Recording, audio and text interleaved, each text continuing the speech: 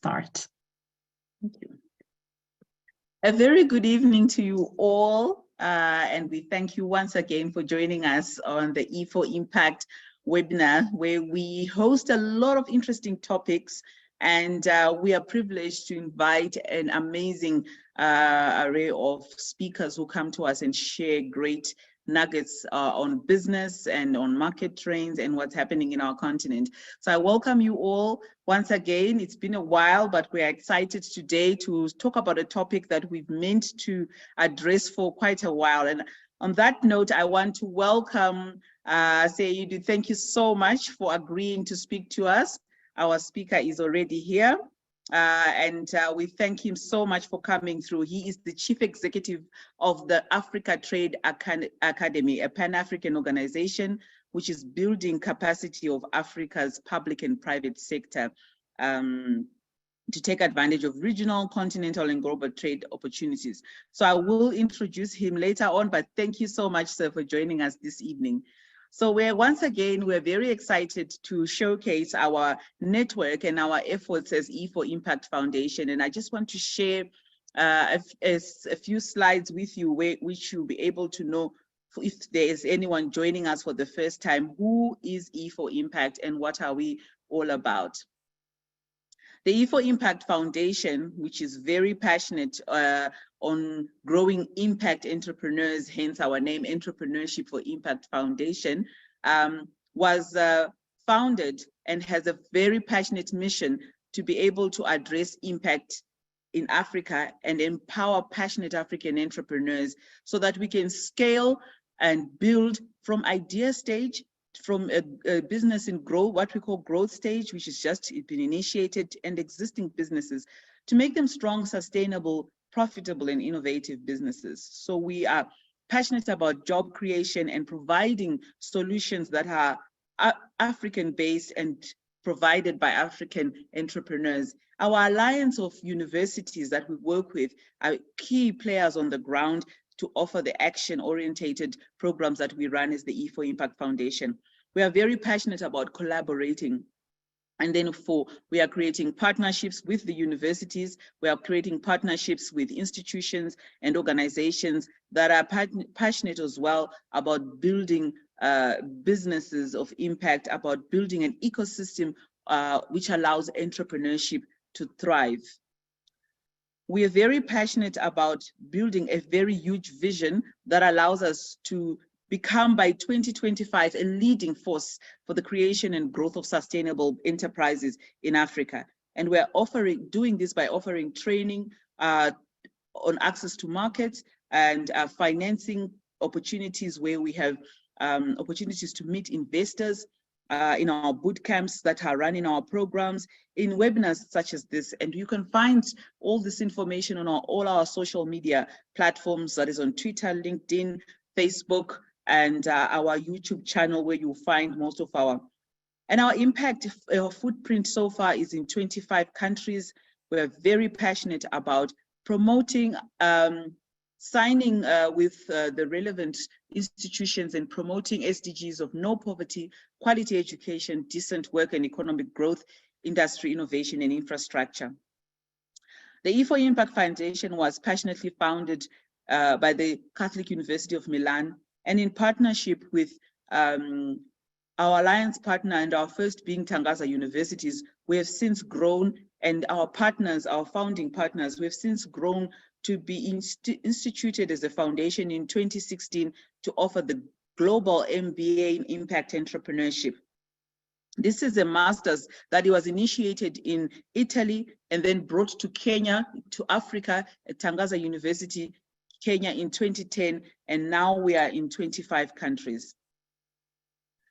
Our passionate supporters and founders we create our strategic steering board, the Catholic University of Milan being our educational accrediting institution.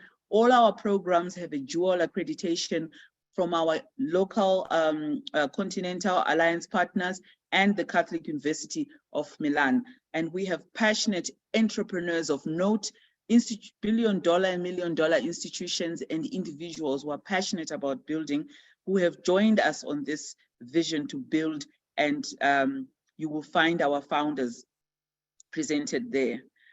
We're very passionate about our portfolio activities, where our flagship program, the MBA, has managed to we've managed to diversify and create short programs in impact entrepreneurship for entrepreneurs maybe who might not qualify and have an undergraduate degree. So we have short programs that are run under our entrepreneurship centers, where we run incubation, acceleration programs, and we have multilateral projects with many donor partners that have come on board.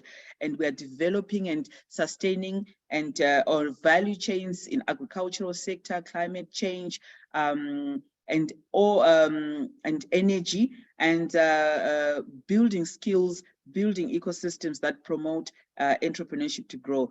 Our BDA, which is Business Development for Africa Department, offers international services to develop relationships between African and international companies in Italy. Our footprint, like I said, we are in 25 countries. In our MBA project, we are in 20 countries, and as well as projects, and that is our footprint in Africa, North, West, South, and East Africa.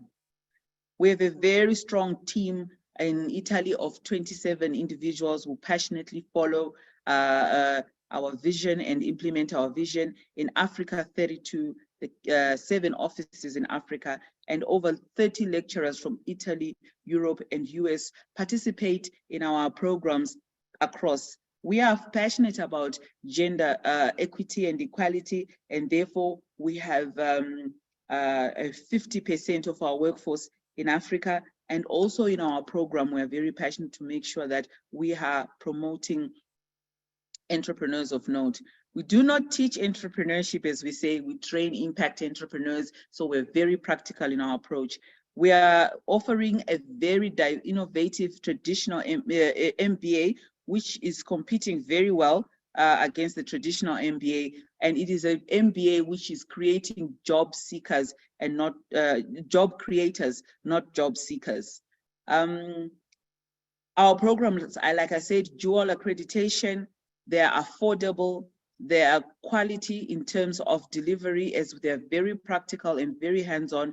They build a strong ecosystem as we involve in the coaching and mentoring and our speaker sessions. We are involving experts, successful entrepreneurs, professionals, institutions that contribute.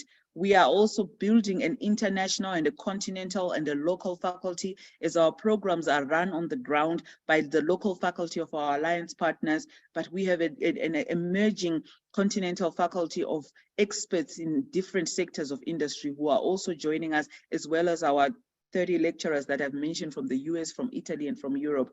So training, while working online, we've got platforms. With a B2B platform, which is open to our alumni.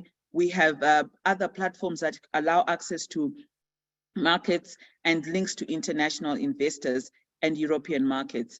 So we run a between a year and 2 year program for our programs, and we appreciate the short programs for our impact entrepreneurs that cannot qualify in the programs. So we want to welcome you to enjoy the services.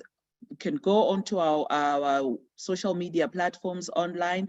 If you have any questions, please go to the chat box. You'll be able to ask questions of who to contact in your country, so that we are able to contact you if you're interested in our programs, the MBA program. If you are interested in joining our entrepreneurship centers that focus on our strengthening value chains in agri-foods, circular economy, leather, and renewable energy. So we're very passionate to welcome you into our vision, and we thank you for joining us tonight as we have support from different organizations, and we hope that you'll be able to join our acceleration services. So on that note, I want to hand over back to, we are going to run a small poll, and we hope that you all participate in the poll. So that we're able to understand what industry, what products you are interested in. We're able to understand what help we can give you and where you are coming from exactly. So we're very passionate to share this with you. So I want to thank you for joining us this evening, and I hope you are able to Join us in creating Italian African value chains of note by building impact entrepreneurs. Thank you. So I hope you can join our poll. We will be guided on how it is happening. So I think you are able to see the questions as we, first question, are you familiar with AfCFTA? Ladies and gentlemen, our topic tonight is very, very important. It is a conversation where it is being termed a beacon of hope, offering significant opportunities for businesses across Africa continent. And we are passionate today to look closely at those opportunities for business that the African Continental Free Trade Area is offering. And tonight, we have an expert who's going to share with us how that African trade is supposed to be boosted by 52% by 2025 and increase the African income, Africa's income to 450 billion by 2035. And this is according to IMF, and aiming to lift 30 million Africans out of extreme poverty. So we have our poll going on to note that, are you familiar with the Africa Free Trade Agreement, and how many? I'll share some nuggets as we go along of what has come out. There was a conference earlier on this year, very comprehensive, very informative and insightful, which shared, and tonight we thought it's necessary to carry on. So may I take this opportunity to then introduce our speaker and welcome. How are you, sir? You're very well, thank you. I can hear you loud and clear. It's been exciting so far. Great, thank you so much. So I just share a few notes about you. 15 years experience, which is spanning in trade policy, investment promotion, trade facilitation, private sector development, agribusiness, finance facilitation, market research, project planning, management, and development communications. He's an expert and experienced trainer in facilitating and moderating trained customs officials and business executives and private sector operators in Ghana, Ethiopia, Malawi. And we're very excited to have him on board. So I think we have our results in on our poll that we've just done. 51% saying yes, they are very familiar.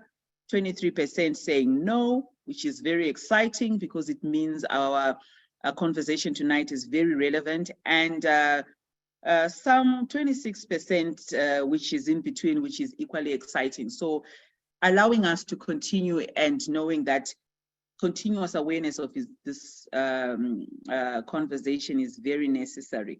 So we want to quickly go on to hear about how, and you have consulted with World Bank Trade Facilitation in West Africa, supporting the GIS program, and you've worked with, and you hold a master's in international law and economics with World Trade Institute, University of Bern in Switzerland, and a postgraduate in business admin and a degree in economics from the Ghana Institute of Management and Public Administration. We welcome you, and may I hand over this conversation to you for presentation. We will entertain questions at the end, but if you do have a question, please type it in the chat box and we'll be able to address it after the presentation.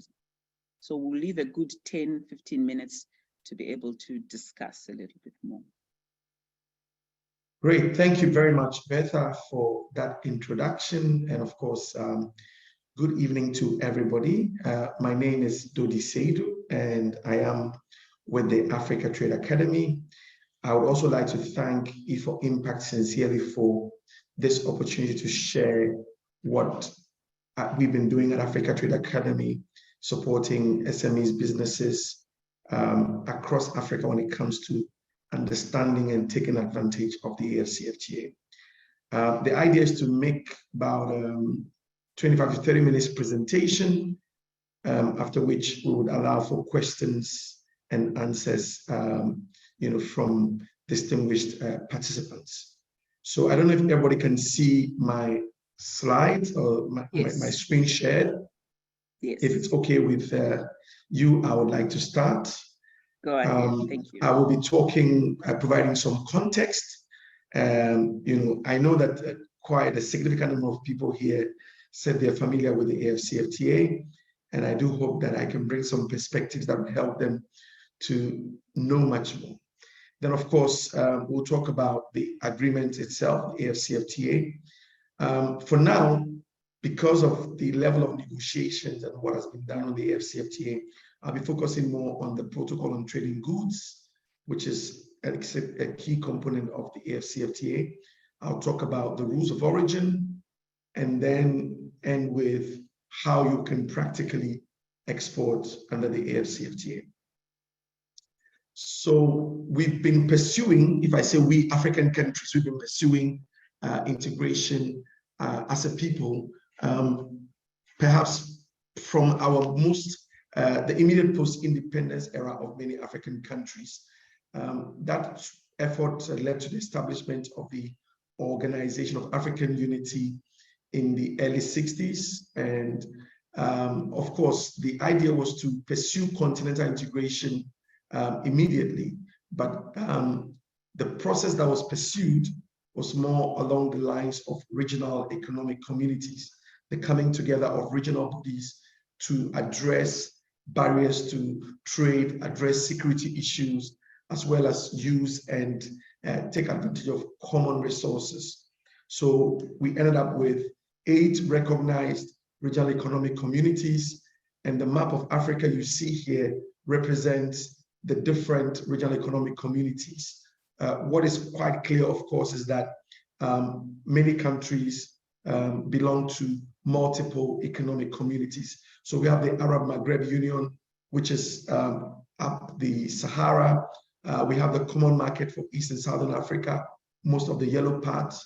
We have the Community of Sub-Saharan African States, comprising countries below the Sahara, as well as those in the ECOWAS region. Then we have the Intergovernmental Agency on Development, Southern African Development Community, and then the Economic Community of Central African States, which is primarily the gray area in the neck of Africa. So the pursuit of economic integration, of course, like I mentioned, took the process of the establishment of regional economic communities. But in the 90s, there was the intention by African leaders to establish an African economic community, which was envisaged to be done in 6 stages. And of course, the first stage was to strengthen the existing regional economic communities where there were no regional economic communities. Then the next stage was to consolidate those regional economic communities through the gradual removal of tariffs and non-tariff barriers, harmonization by 2007.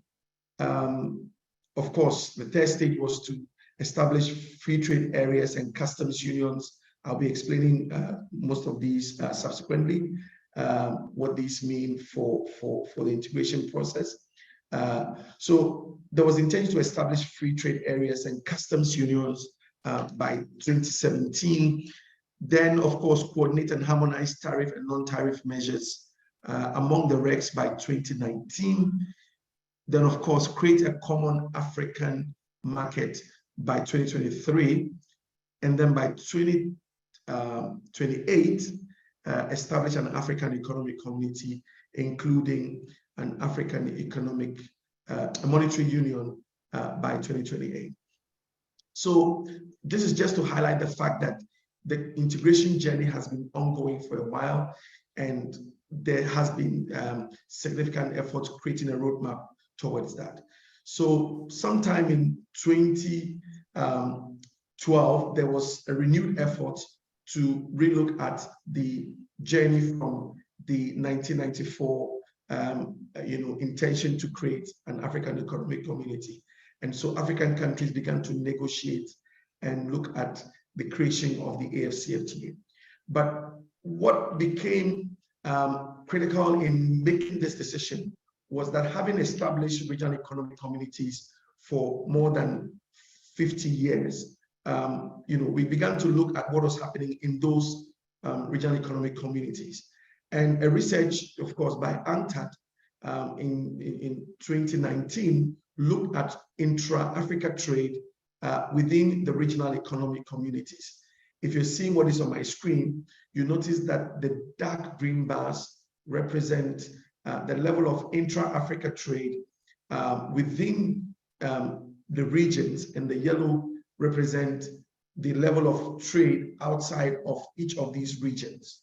So if I take, for example, in the SADC region, what we are saying is that 84.9% of trade happened within, within the SADC region, whereas 15.1% happened outside of SADC, but within Africa. And if you take for ECOWAS, 56.7% of trade happened within ECOWAS, whereas 43.3% happened outside of ECOWAS. So 50 years of trading or regional economic, community building, we noticed that a lot of things was happening differently from what we had envisaged from the OAU establishment. So, of course, we decided to use this to, reenact our intra-Africa trade efforts. So, what was happening had some characteristics that were not what was intended, but at the same time began to be what propelled African leaders to look at the establishment of the AfCFTA. So far, intra-Africa trade has hovered in the region of, below 20%. 2019 was 17%. The last AfriExim report showed that we're doing around 18%, 18.6%, of intra-Africa trade. And this compares relatively, it's very low compared to other continents in the world, whether it's Asia or Europe. Then, of course, there was high levels of non-tariff measures. About 67% of products traded in Africa faced high tariffs. Again, if you look at the tariffs, our trading with countries outside of Africa, average tariffs for non-African partners was around 6.3%, whereas average tariffs for African partners was around 11.3%. So showing a relatively higher intra-Africa tariff. Then again, if you look at the level of intra-Africa trade, you saw a lot of, even though intra-Africa trade was low, there was a good amount of high value added and diversified goods. Whereas we were exporting more raw products, raw materials outside the continent, we were, trading amongst ourselves in more high value goods, be it vehicles, electrical products, plastic products. Of course, we have raw food and things like that, but significantly 20% of our intra-Africa trade was in diversified goods. Then we also noticed that a lot of the trade was happening within the blocks. So those in SADC were trading more with themselves. Those in COMESA were trading more with themselves than amongst themselves, than those in, for example, EAC, East African Community, trading with those in the West African side. Beyond that also, there were also other characteristics that affected intra-Africa trade. So a lot of high informal cross-border trade, low levels of logistics support trade, lack of trade finance, differences in business environment, differences in currency, differences in languages, even the lack of market information for businesses looking at trading or exporting or importing from other parts of Africa. So all of these became an impetus for looking at the establishment of the Africa Continental Free Trade Area Agreement. So what then is the AfCFTA? The AfCFTA, as the name sounds, is a free trade area agreement between 54 out of 55 African Union nations. It connects 1.3 billion people across these 55 African countries with a combined GDP of $3.4 trillion. I know I'm speaking to impact entrepreneurs, so all of these is pointing to the market opportunity. If you hear 1.3 billion people, that is a market opportunity. If you hear $3.4 trillion, that is a market opportunity that you can begin to look at. It came into existence when, of course, the 40 African countries signed the agreement into existence in 2018, followed by it becoming ratified by at least 22 African countries in 2019 of May, and then effectively trade started in 2021 January. The AfCFTA is the largest trading area in terms of participating countries in the world as we speak. Now, it is important to contextualize what a free trade area is, because we use the everyday word free, people assume that a free trade area means is an area where trading in goods and services is free of duty. The classical definition of a free trade area refers to a group of countries coming together to trade at preferential tariffs. So the duties applied between the trading partners is reduced, and until it matures into becoming a customs union, the parties trading among themselves still charge a duty amongst themselves. What does it mean for you as an entrepreneur or a business person? It means that if you intend to take advantage of the AfCFTA, expect to pay a duty for your product. It doesn't mean that you'll not pay a duty. It just means that the duty you may pay may be lower than if there was no AfCFTA. Now, the free trade area is also the first step in the economic integration process. So we are embarking on the first step of African economic integration by having a free trade area. We have several steps to go, as you can see from your screen. So when you practiced or undertaken a free trade area for a while, you would graduate into a customs union, provided you have no duties amongst yourselves. So in a customs union, one of the things you observe is that the participating countries do not charge a duty amongst themselves, but they apply a duty to third countries outside of that block. So, you have that example there. Then you go into a common market, which is the next stage of the integration, where you have free movement of labor and capital, in addition to a customs union. So ideally, those nationals and investors within the common market should be able to move amongst them, within that block, without limitation to movement of capital and movement of people. Then, of course, you graduate into an economic union where you have, in addition to a customs union and a common market, you also have harmonized tax policy and fiscal policy as well. Then, of course, the final stage is a political union where you have a common government. So this slide here is just to highlight the fact that the AfCFTA is at the first step of the integration process, where we are trading amongst ourselves at reduced duty, and with time, we expect duties amongst ourselves to come to zero. And so this is just to highlight the kind of expectation you should have when you are intending to take advantage of the AfCFTA. It has some key objectives, and the first objective addresses the two main intra-Africa trade challenges: the tariffs you pay when you export or import within Africa, and the non-tariff measures that you meet when you import or export within Africa. When we say tariffs, we mean the duties you pay. When we say non-tariff measures, we mean the other policies, laws, and regulations apart from the duty you pay.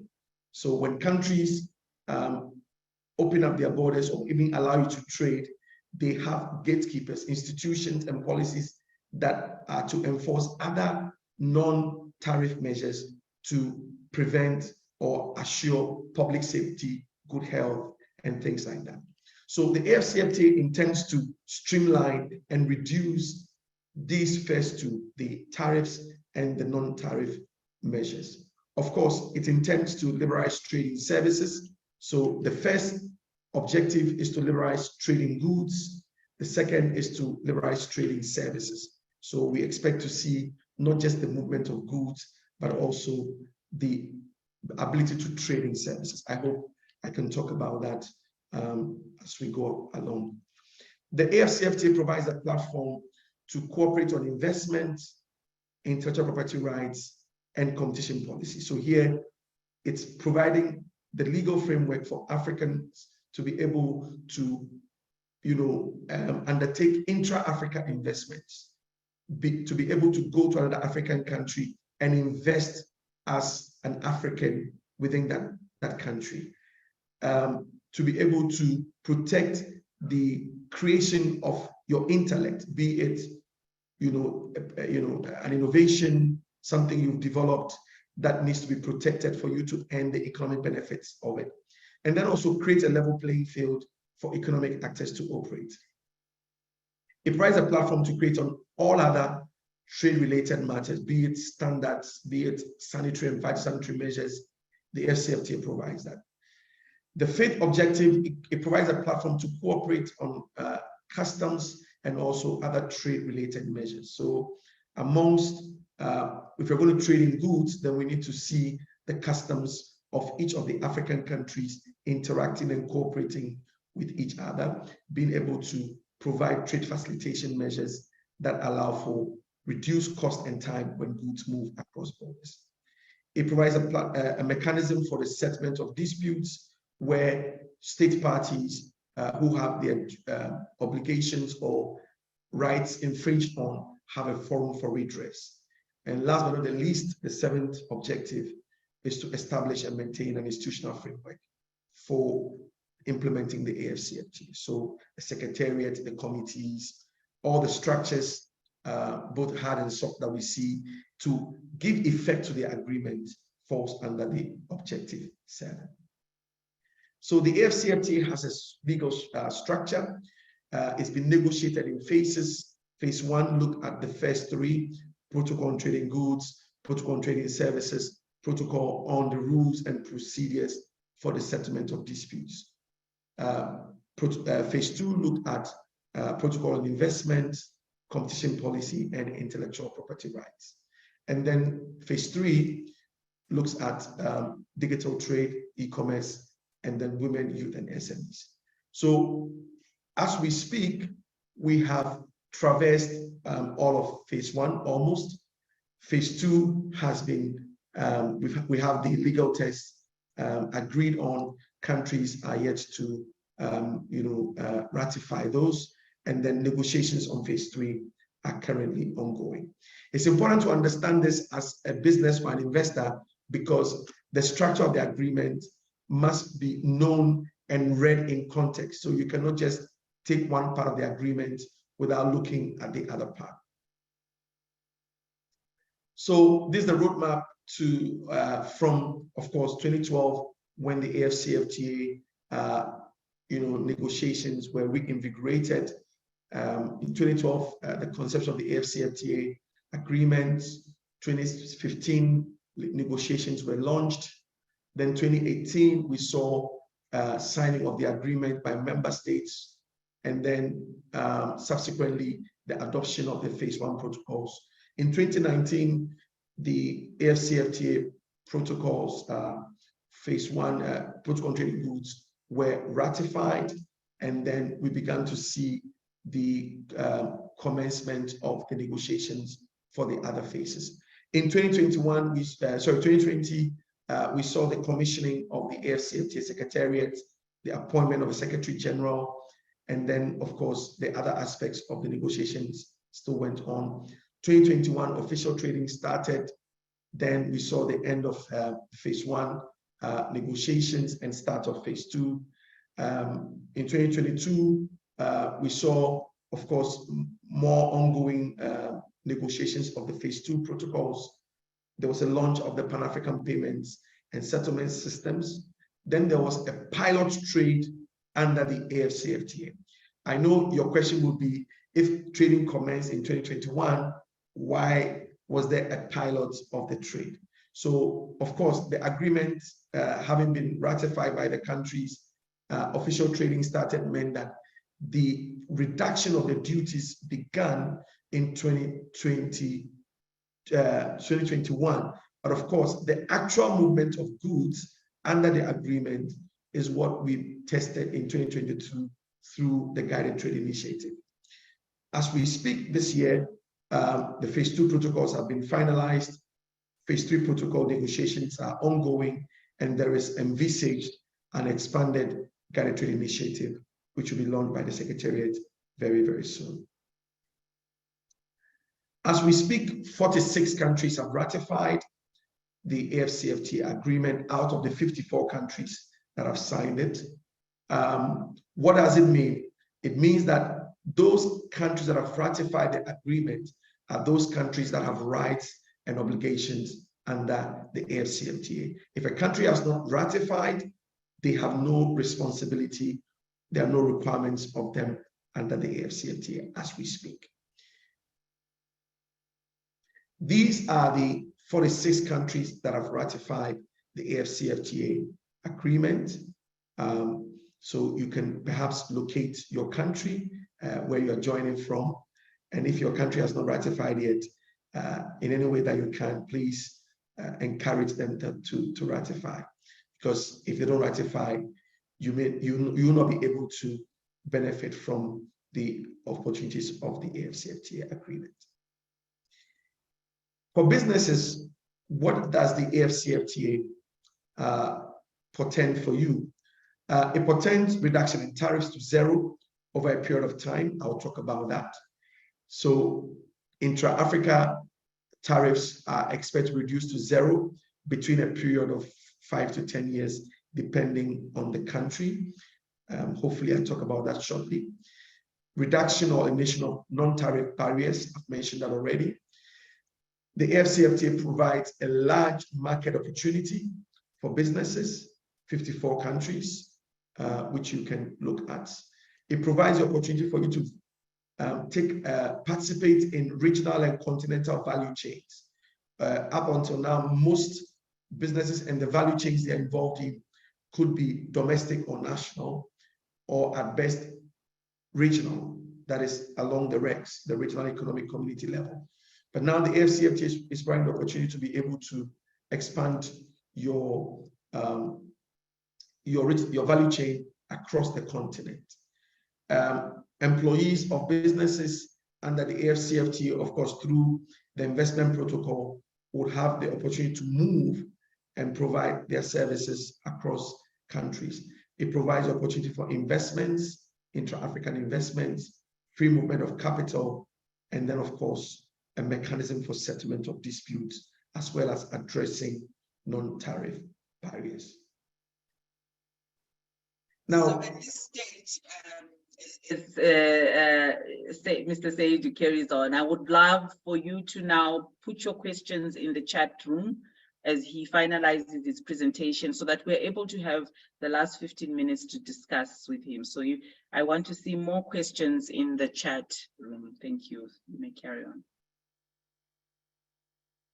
Okay, thank you. Wow, time is on our side. But clearly, the key thing I want to talk about is the protocol on trading goods, which of course deals with the movement of goods across the continent when it comes to the AfCFTA. The key thing here for you as a business, if you manufacture, make any product, is that this is the protocol which you must pay attention to. How do you move goods across the border? This protocol provides a number of things which two things I would really want to focus on.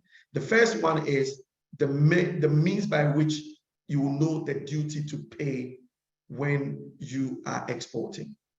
The first one is the fact that you need to know if your product is on the liberalized list of the country you are exporting to.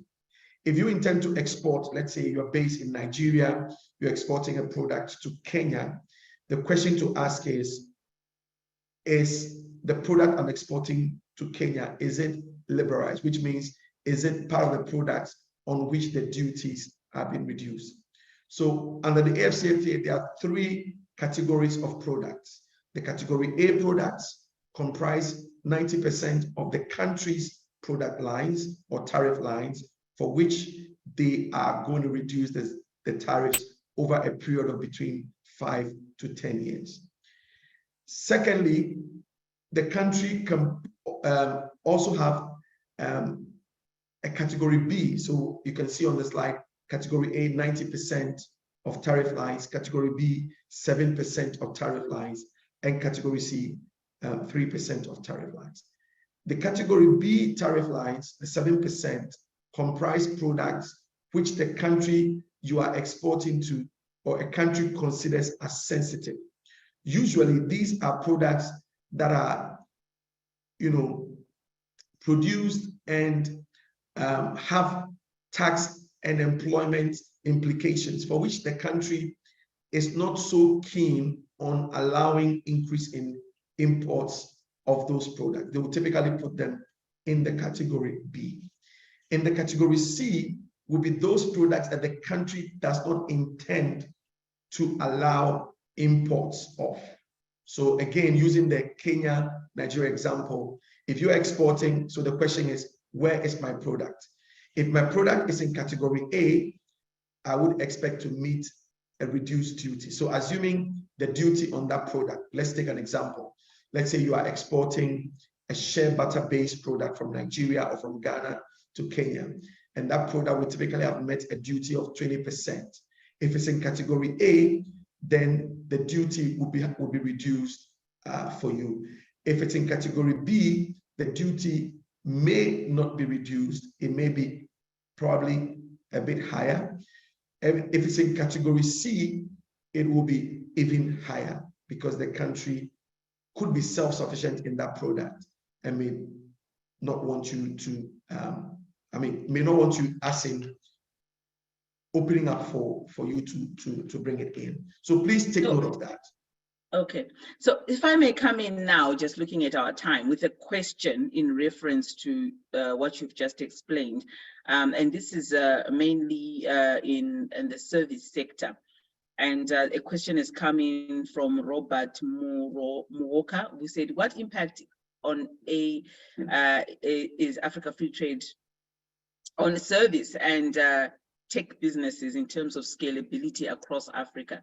So in terms of these schedules and concessions, in terms of the service sector, we've talked about the products sector, but service and tech, what would be your response to that? Great. So when it comes to services, there are 4 ways services are traded.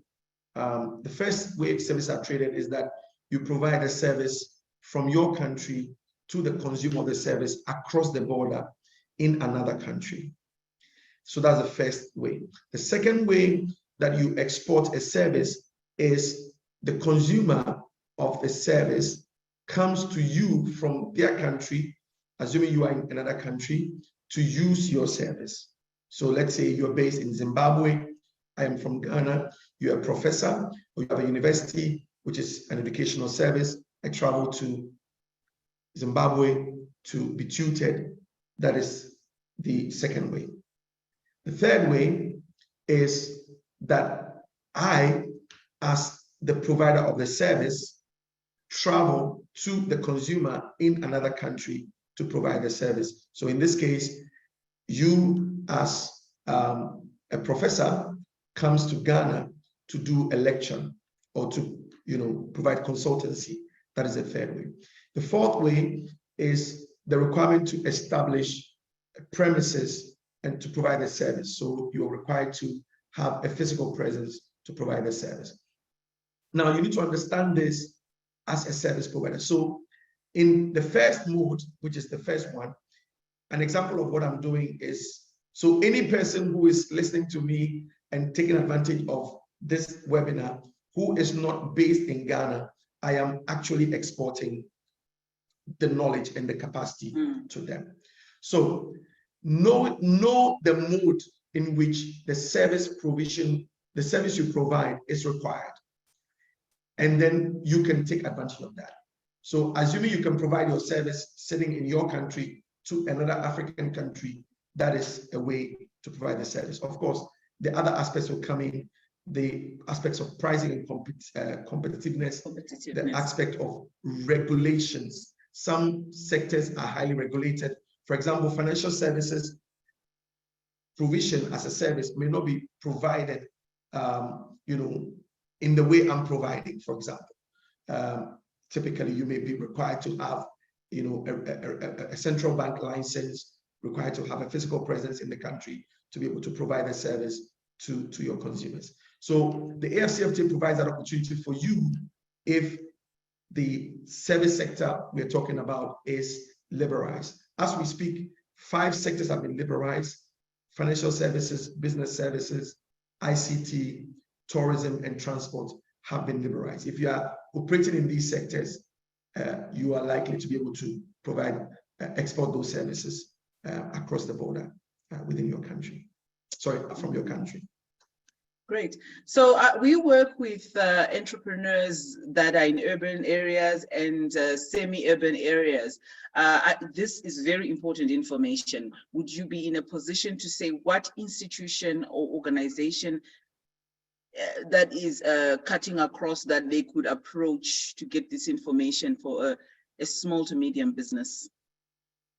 Well, if you're a small to medium business, whichever country you're based in, the first thing to understand, to know when it comes to services, is to understand if the service you provide has been liberalized by the countries you intend to export to. The second thing would be to know the regulations required.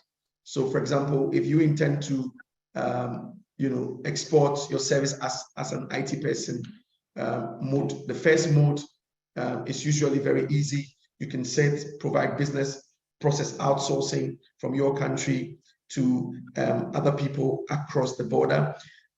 You can approach your central bank, you can approach your Ministry of Trade. Any service-based regulator can assist you or support you to be able to understand what has been liberalized. But of course, the AfCFTA is generally new, so some of the regulators may not know what is in it or what it's implied for them. As we speak, you can visit the AfCFTA website, the AfC Secretariat website, to learn more. Of course, Africa Trade Academy is also here. We can provide you some kind of information about that as well. I wish I could finish the trading goods, because what I've done so far, I haven't highlighted. I've highlighted the first part, which is the duty part. But I want to talk about the rules of origin. And I wish I can talk about it in just a second. Now, every product you are intending to export must satisfy the rules of origin. Basically, it is those rules that determine the economic and geographic origin of your product. Where is this product coming from? Of course, in layman's view and everyday language used, a product could be said to be made in a country or in a place or from this raw material or that raw material. But once you present it as a product in international trade and you are requesting a country to forego tax revenue, they need to prove, you need to provide where it's coming from. You need to prove that for them, and they also need to verify that. And that is what we call the rules of origin. So generally, we have 2 main criteria: the wholly obtained criteria and the substantial transformation criteria. The wholly obtained criteria applies generally to natural products, naturally available products in your country, plants, animal, natural oils, anything extracted from your country, from one country, and being exported would typically be described as wholly obtained. Now, derivatives from that as well could also be described as wholly obtained. So, for example, if you are in Lesotho and you, manufacture leather products, then of course the leather is from the cow. The cow is wholly obtained from Lesotho, and the leather products, shoe, belt, bag is from that cow, is also wholly obtained. If you come to the second stage, which is the substantial transformation, that is a bit technical, and maybe time will not allow me to do justice to that topic. But what is critical for you to understand is that you would need to be able to prove that the product you are exporting meets the origin rules. Beth, I don't know if you have an interjection at this point. Yes, no, thank you very much. I am looking at some of the questions that we've had sent. I think, how do African position themselves for the upcoming 24-25 year ahead? I think you've addressed that. And I think right now, as you are talking about the origin, a question will be like, will the sovereign states do away with some and most countries' country-to-country tariff barriers? So will sovereign states do away with some of these barriers? How are we doing on that? Because even if you look at the conference that took place earlier, it seems most platforms are in place, policies, but it seems we still have an attitude, or barriers coming out of an attitude. And well, what is your take on that? Well, the fact is that the AfCFTA is not doing away with national sovereignty issues. Even at the level of the World Trade Organization, which most countries belong to, and which is probably the place where most of what we're doing under the AfCFTA, we're drawing lessons from. Countries have obligations to their nationals and to themselves. So what the AfCFTA is seeking to do is to address those ones that are implemented indiscriminately, that are implemented with a view to obstruct other countries from importing and exporting. But if there is a legitimate policy which will protect public safety, public interest, those ones are eligible. That is what I'll say for now. Perhaps maybe I can clarify more later on. All right. Allow me to ask another question. I think because we started a little bit late, we will stretch it with a little bit, about five minutes after 7. So once again, you've highlighted key activities, a business, especially when you talked about the benefits. But is there a possibility, there's a question here on fundraising. Is there specialized grants? Does Africa's Center for Trade, that's for you directly, have specialized grants for startups? Or in the different countries that have managed to ratify, is there any possibility of grants for startups or small to medium businesses? Well, I'm not sure if I can answer for every country. Some countries have grants and programs to support businesses, be it startups, be it growth stage businesses, to be able to take advantage of trade agreements. I would suppose that the best institution to ask would typically be your Ministry of Trade and Industry or your Ministry of Finance, to know what facilities they have. Yeah. Okay. And how have policy interventions been geared to support women-led or women-owned SMEs regarding Africa? So the AfCFTA is looking at enhancing the participation of young people, women, in the AfCFTA, agreement implementation, both at the national level and, of course, at the continental level. some of the measures being considered or being proposed is to provide some kind of opportunity for, the consideration of women-led businesses, young entrepreneurs, to be able to, have some kind of affirmative action. So wherever there's opportunity, maybe national procurement to allow for that. But at this point, of course, the protocol for women and youth is still under negotiations. And so countries are still collecting views. If you are in a country, in your country, you can contribute to that policy-making process by suggesting ways in which the agreements can benefit young people. Of course, the only, not the only, but quite common suggestion that people make is, young people should get grants or get exemptions and things like that. It's good, but there could be other ways or other suggestions other than just having free opportunities, because it's a trade opportunity. So how do you prepare yourself to take advantage of that? Can you get some capacity building? Can you get some support in business linkages? Can you get some support in business incubation and acceleration? These could be other ways in which young entrepreneurs and businesses could be supported to take advantage of the AfCFTA. Yeah. So it's strategic for enablers like ourselves as E4Impact and any other players in the industry. Exactly. Hubs and accelerators to incorporate a desk and programs that specifically look at supporting youth, women, and encouraging more information and awareness. So I think we have, I'm just going through the questions that we previously sent. We have Ruby Van Ruyen, who talked about how can I import shoes from Mexico to South Africa. I think you talked about the leather industry and importing shoes, and you covered that. And then tariffs, you gave a very good explanation on the aspects of tariffs. Thank you very much, Selom Agbo. We have Tariro Sagala, who said, how do we solve the problem on inadequate institutionalization of conflict management under AfCFTA?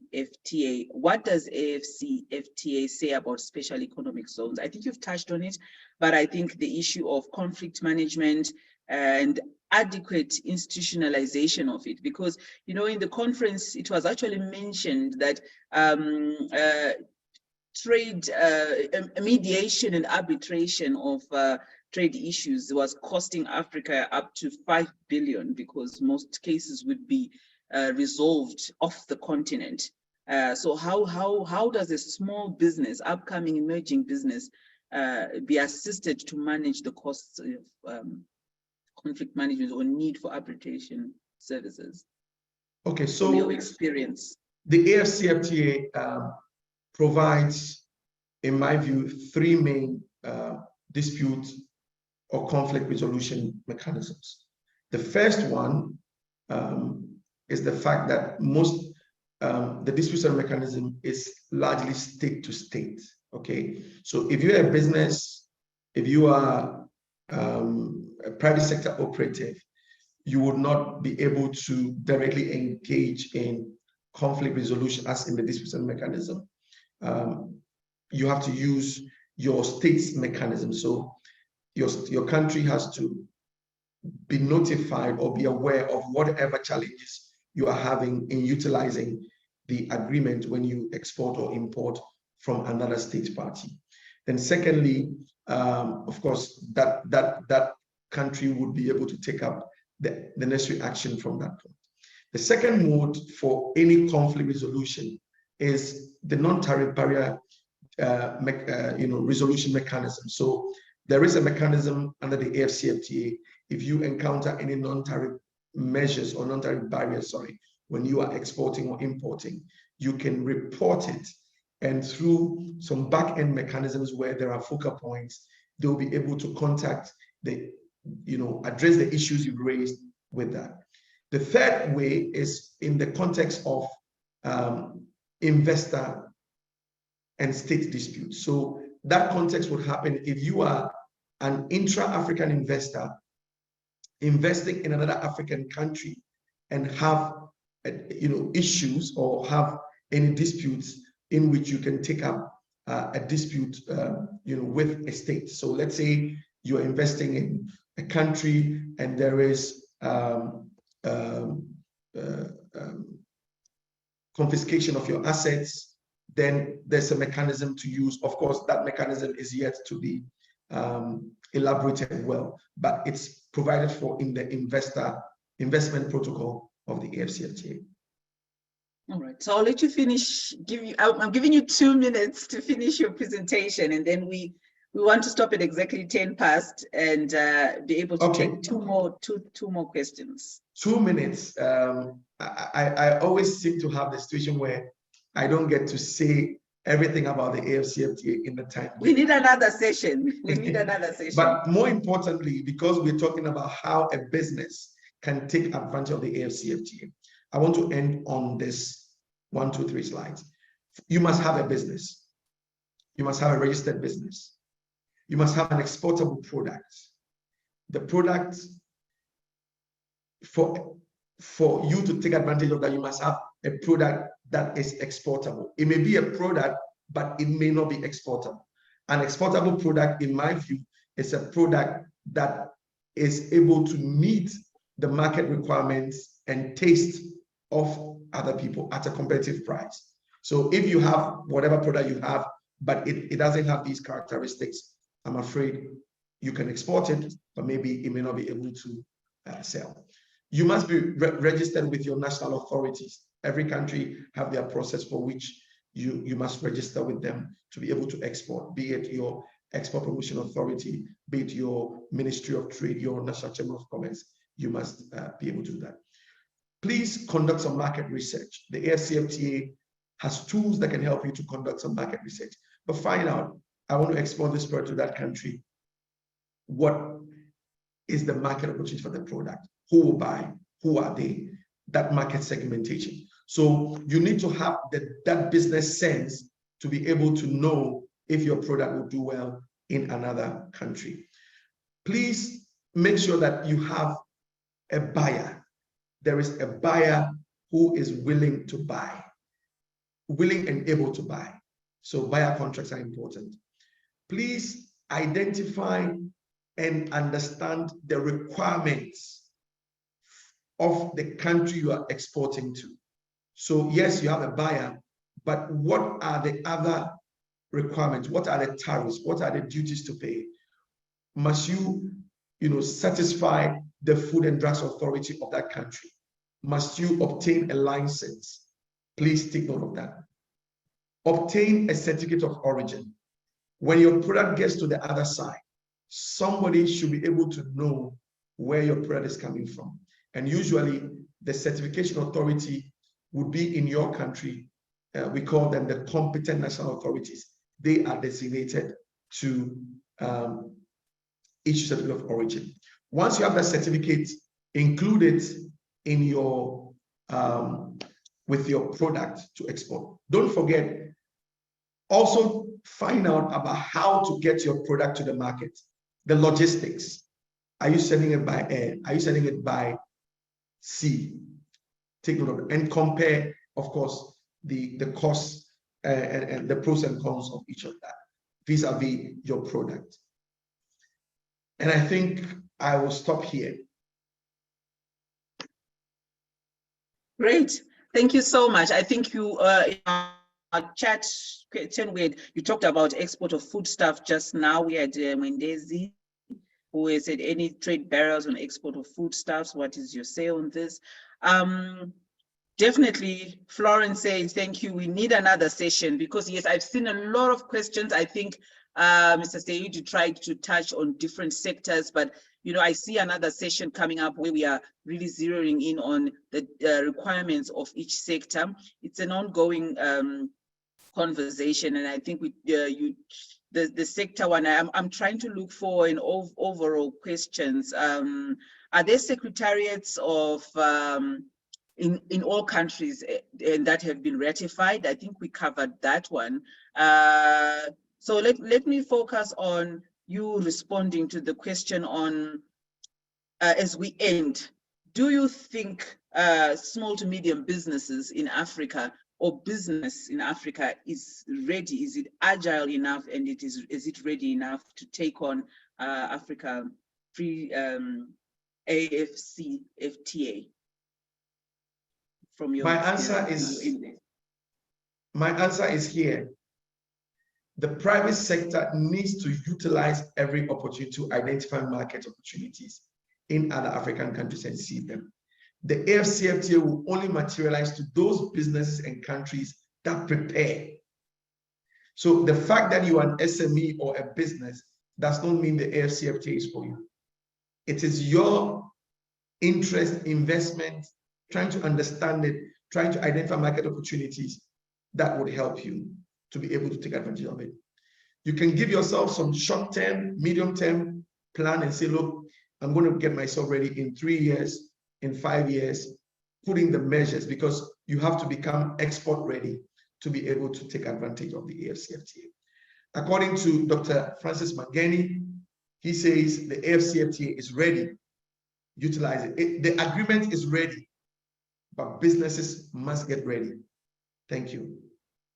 Thank you very much. And you've answered Patrick Nekedi's question. Agility and resilience is critical for SMEs in Africa, and how does one build this? So I think Mr. Seidu has answered that very well. We want to thank you so much for joining us this evening.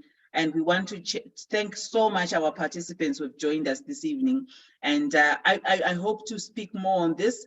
And please go on to our social media. People were asking about slides. There will be a recording on our platforms. And if you have any questions, please go to about our programs. Please go to our social media platforms. You will see our area managers, our program leaders in the different countries will be able to assist you. There were some questions on how E4Impact is assisting. One of them is this webinar, but on the ground, we have our entrepreneurship centers in the 7 countries that I've mentioned earlier on. Thank you so much. We thank you for the work that you're doing, Mr. Seidu, and we hope to work together. And as you've shared your details, please go ahead and ask more questions, and we hope to synergize and make AfCFTA that beacon of hope that we have said it will be for Africa. A very good evening to everyone, or afternoon to everyone, and we thank you. We hope to see you soon again. Oh, we have a final poll. We have a final poll. Let's have the final poll and we end the session. I'm hoping by 1:15. We're way, let's have a final poll. Would you like another webinar on AfCFTA? Definitely, I would say yes. And are you interested in our MBA program or our short programs that are found in our entrepreneurship centers or in the countries where we are? So this is our final poll. If we could respond and we share our thoughts and processes.